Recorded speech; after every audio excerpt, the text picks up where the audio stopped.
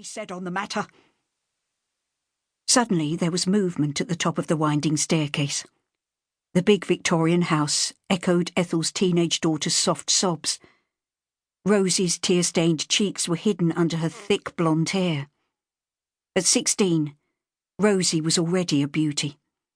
Ethel's stomach cramped at the thought of how she'd betrayed her family. Beside Rosie stood 17-year-old Timothy, her brother. Tall and lanky, his fair hair was swept over the crown of his head, just as his father Richard had worn his. Ethel marvelled at the sight of her handsome son. She gazed into eyes that were the same shade of china blue as her own, and yearned to beg his forgiveness. But the two young adults stood solemnly, as if separated from their mother by an invisible wall. Ethel looked pleadingly at them, desperate for understanding. "Please give me another chance. I'll do everything your grandmother asks. I'll not set a foot outside again until I can find a place for us all to live." Rosie stared at her mother with sympathy and even a little concern, as if considering Ethel's heartfelt plea. A small flame of hope flickered in Ethel's heart, only to be dashed as Cora positioned herself squarely at the foot of the stairs. Folding her long arms across her chest, she held her head high. "Rosie, Timothy," she intoned in a long-suffering voice, "you know how much I've tried to help your mother in her hour of need, but now my health is suffering. Despite offering her a solution to her disgrace, she refuses to listen. It's time for you to make your choice. There is a home for you here as long as you want it. But if you leave today, then I shall wash my hands of the whole sordid affair." She took out her handkerchief and dabbed at her nose. Ethel was trembling violently as she stood by the open door.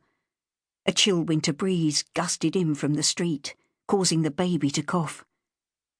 "Surely Rosie and Timothy will join me," Ethel thought incredulously. Wasn't it obvious that Cora was trying to drive a wedge between them? Ethel's wait was long and agonising. The seconds laboured into minutes until Ethel could stand it no longer. "Rosie, Timothy, we're a family," she beseeched for the last time. "I know I did wrong, but I love you and need you with me." Earnestly she stared into her son's eyes, willing him to come down the stairs and stand at her side. For wasn't the love between a mother and her children unbreakable? But Timothy only stared back, his expression cold and devoid of sympathy.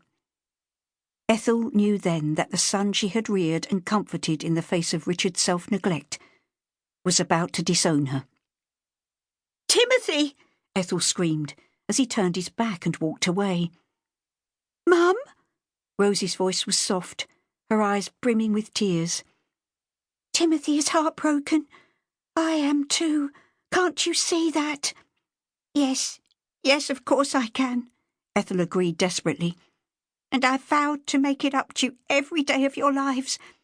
In time you'll understand. You'll even grow to love your little brother. I know you will." "Don't ask me and Timmy for more than we can give," Rosie said emptily, reminding Ethel of the confused adolescent she had once been after the war had taken her brothers' lives.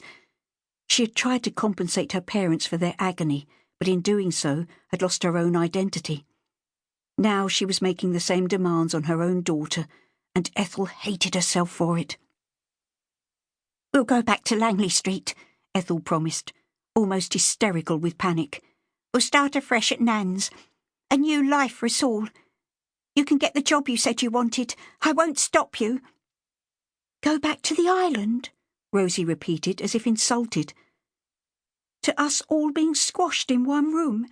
You and the baby, me and Timmy, with Nan on at us every minute she gets a chance? No, Mum, I couldn't stand it. Nor could Timmy. Nan and Grandad mean well, but it'd drive us mad being cooped up in their small house. And anyway, you know I've got a good job in Lewisham at the Co-op. I've made friends. I've actually got a life together at long last. This isn't about you any more, or even me and Timmy. It's Callum who needs you now." Cora Wright.